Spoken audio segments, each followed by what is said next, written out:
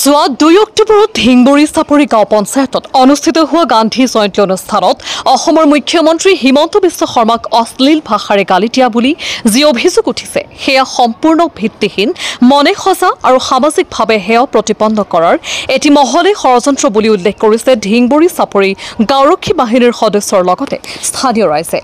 এটি মহলে মিছা বাতৰি সম্প্ৰচাৰ কৰাৰো অভিযোগ কৰিছে ঢিংবুৰী চাপৰি গাঁওৰক্ষী বাহিনীৰ সদস্যৰ লগতে স্থানীয় ৰাইজে। কোনো প্ৰমাণ নথকাৰ পিছতো দুষ্ট চক্ৰৰ বিভিন্ন ঠাইত মিছা অভিযোগ দিয়াৰ কথা উল্লেখ কৰে ঢিংবুৰী চাপৰি গাঁওৰক্ষী বাহিনীৰ সদস্যজনে।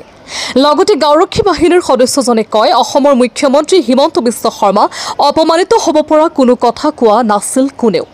এই ক্ষেত্ৰত তদন্ত কৰিলেই সম্পূৰ্ণ তথ্য ওলাই আহিব বুলি উল্লেখ কৰে ঢিংবুৰী চাপৰি গাঁওৰক্ষী বাহিনীৰ সদস্য আৰু স্থানীয় ৰাইজ।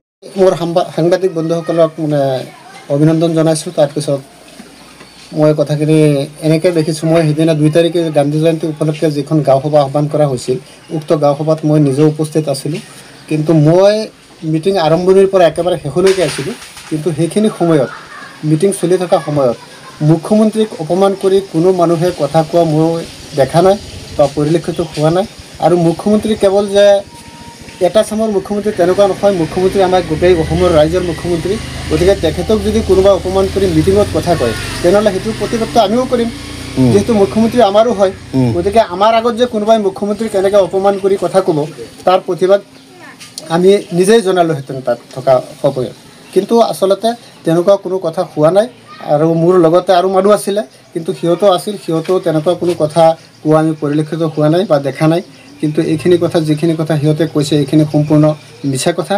সিহঁতে এচাম মানুহে ৰাজনীতি কৰি পেলাই এইখিনি কথা আনৰ ওপৰত দোষ জাপি দি সিহঁতে নিজে পঞ্চায়তত সিহঁতৰ অধিকাৰটো সিহঁতে সাব্যস্ত কৰিব বিচাৰিছে ষড়যন্ত্ৰমূলকভাৱে। গাঁও সভাত তেনেকুৱা কোনো কথা হোৱা নাই। গাঁও সভাত মই একেবাৰে আৰম্ভণিৰ পৰা শেষলৈকে আছিলোঁ। গাঁও সভাত মুখ্যমন্ত্ৰীৰ বিষয়ে কোনোবাই কোনো অশ্লীল কথা কোৱা মই দেখা পোৱা নাই। আপোনাৰ নামটো? মোৰ নাম নুৰ মহম্মদ। আপুনি সেইটো মিটিঙত সম্পূৰ্ণভাৱে আছিলে? একেবাৰে আৰম্ভণিৰ পৰা শেষলৈকে আছিলোঁ। ঠিক আছে। যিখিনি তথাকথিত বিজেপি দলৰ যি কৰ্মীসকল আছে, মই ভাবোঁ এখেতসকল বিজেপি দলৰ কৰ্মী নহয়। বিজেপি দল হ'ল এটা অট্টালিকা, আৰু সেই অট্টালিকাৰ এটা ইট খহাই নিয়াত তেখেতসকলে মই ভাবোঁ সিহঁতৰ যথেষ্ট ভূমিকা আছে। সিহঁতৰ বিজেপিৰ নামত দালালি ষ্টাৰ্ট হৈছে। তেখেতসকলে বিজেপিৰ নামত বিজেপিৰ দলক ইউজ কৰি তেখেতসকলে যি ধৰণৰ কাৰ্যকলাপ আমাৰ সমাজত আৰম্ভ কৰিছে, মই মুখ্যমন্ত্ৰী মহোদয়ক অনুৰোধ জনাম, মুখ্যমন্ত্ৰী মহোদয় আপোনালোকে এই পালি নেতাসকলক অতি সোনকালে ইহঁতৰ ওপৰত কিবা বিহিত ব্যৱস্থা গ্ৰহণ কৰক, নহ'লে সিহঁতে আপোনালোকৰ দলৰ যি নীতি আদৰ্শ, বিজেপি দলৰ যি নীতি আদৰ্শ, সেই নীতি আদৰ্শৰ ওপৰত এই নেতাসকলৰ কৰ্মকাণ্ডই কালিমা সানিব বুলি মই নিশ্চিত। এইখিনি মোৰ ক'বলগীয়া। যিটো ইলিগেশ্যন সিহঁতে লিখি পঠিয়াইছে, সেই ইলিগেশ্যনত চহী কৰা যিখিনি মানুহ আছিলে তাৰ ভিতৰত 2জন মানুহে, শহীদুল আৰু সিৰাজুল, 2জন সেই মিটিঙত উপস্থিত আছিল। বাকীখিনি মানুহ মিটিঙত উপস্থিতেই নাছিল।